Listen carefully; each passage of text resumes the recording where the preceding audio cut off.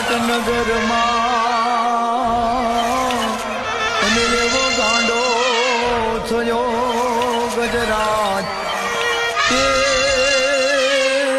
જેવી રેડિયા રપટ બોલતી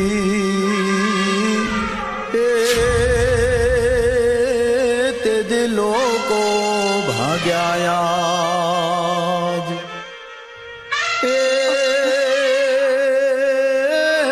કુંવરોને માડી બચાવવા